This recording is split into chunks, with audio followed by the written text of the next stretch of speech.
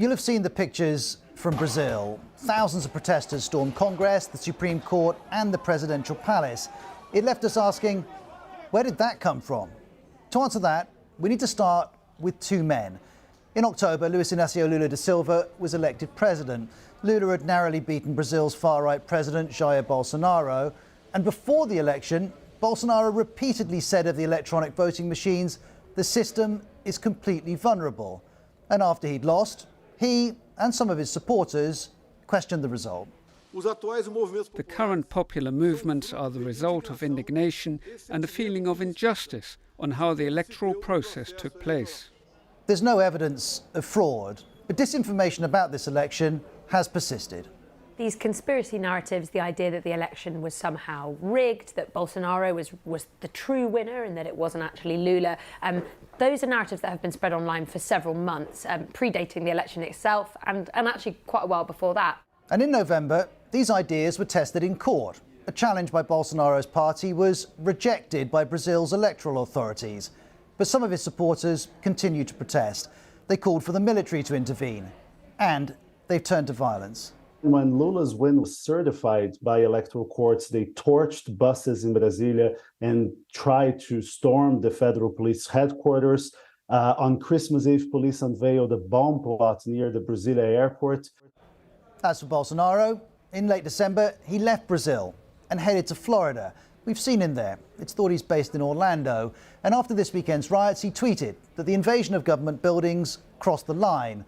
Lula, though, accuses him of encouraging this. And the sense of grievance held by both camps runs deep. Lula was president from 2003 to 2010. He was Brazil's first working-class president. He pursued policies that lifted millions out of poverty.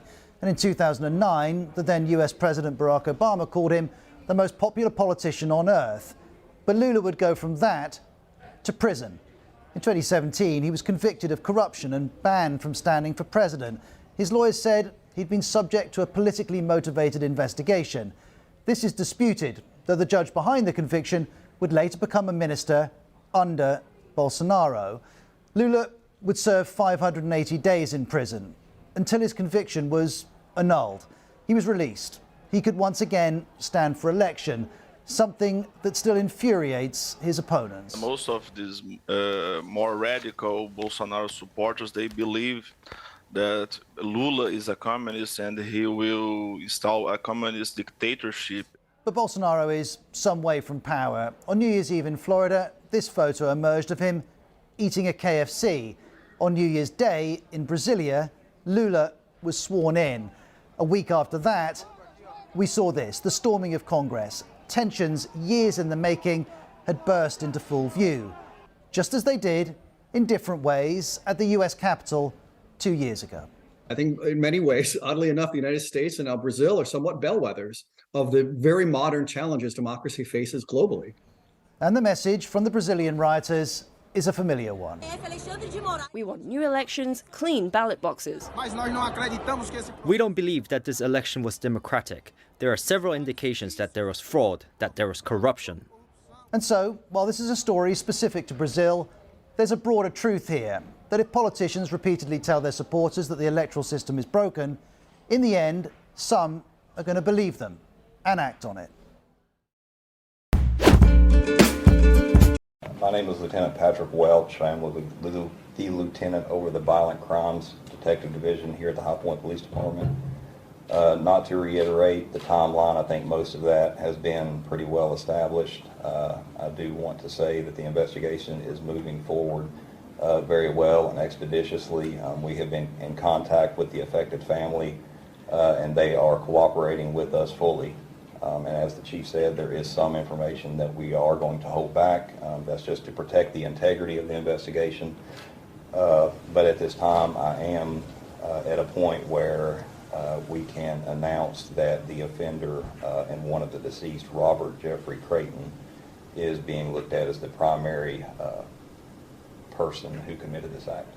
We will also release, and I think it's been put out in the updated press release, his wife, Athalia Creighton, age 46, and one of the children, Cassine Creighton, age 18.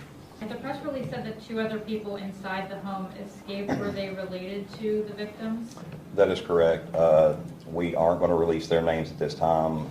2 surviving victims did escape the residence.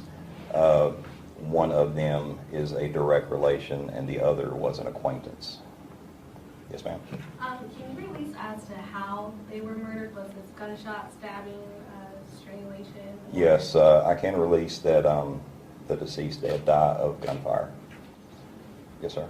So the 2 kids ran out of the house around 7 a.m., but do you know what time the incident actually occurred? Did they find them when they woke up?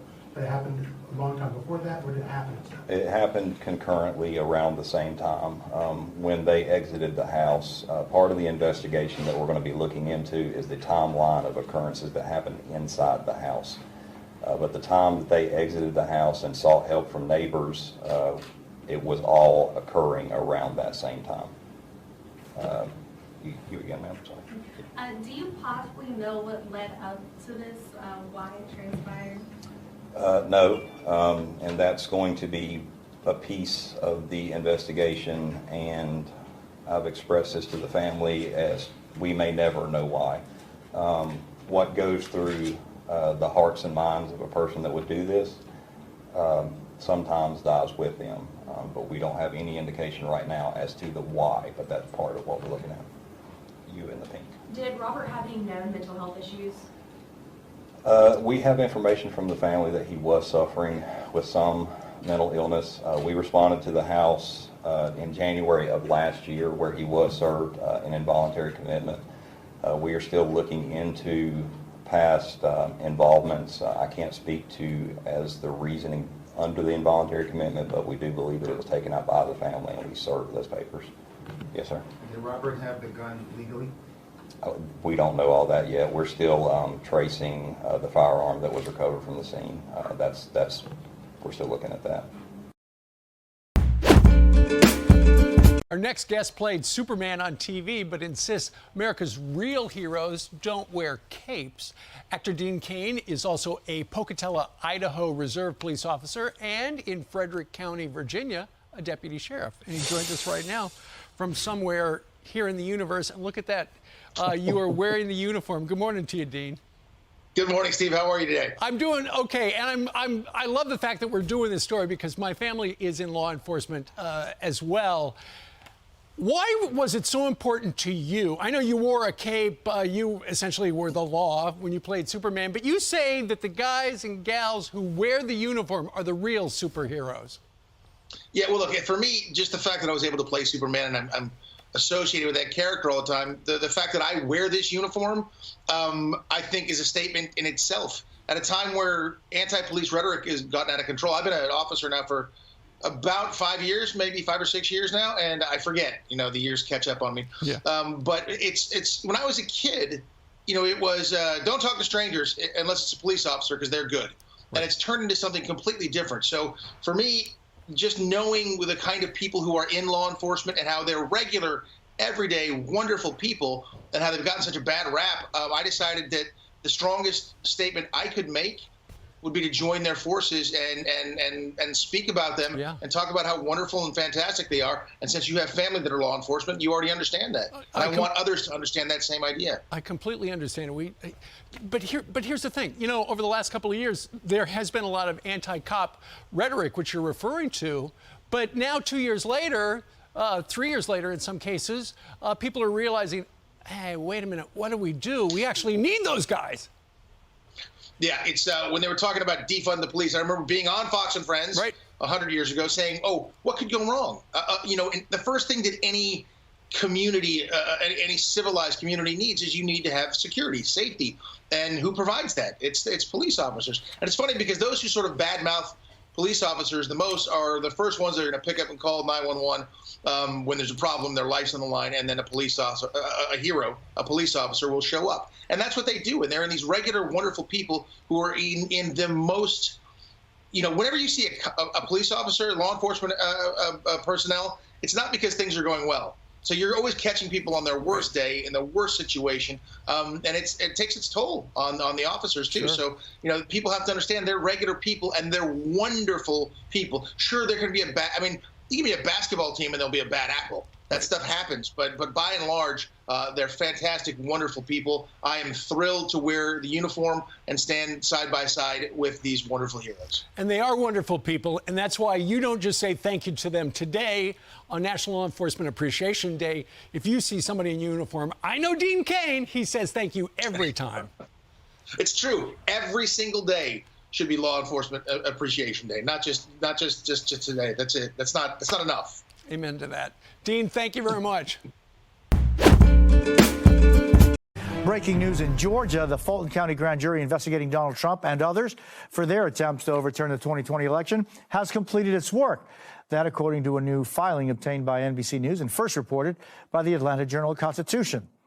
NBC's Blaine Alexander joins me now by phone. She has been reporting on the special grand jury. Blaine, good morning. What do we know?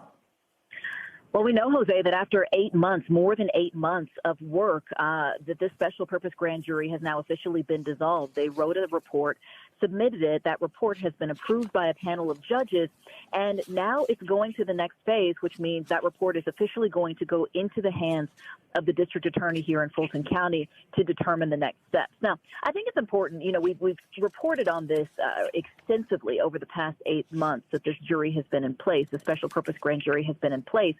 Let's talk about what this report is, though. This is not a determination of who will be indicted or who will not. This body has subpoena power to investigate. The report now goes into the hands of the DA, and she will be the one to essentially determine what, if any, indictments are brought and what she will bring before a regular grand jury in the months to come. So that's kind of the next phase that we're going to be watching in all of this. The biggest question, though, is what is in this report? How long is it? We know that over the course of 8 months or so, the more than 24 members of the special grand jury heard from a number of witnesses. We're talking about the governor of Georgia, the attorney general here in the state, people who were very close in former President Trump's inner circle, including Senator Lindsey Graham, including Rudy Giuliani, and a number of people who were very close with the former president.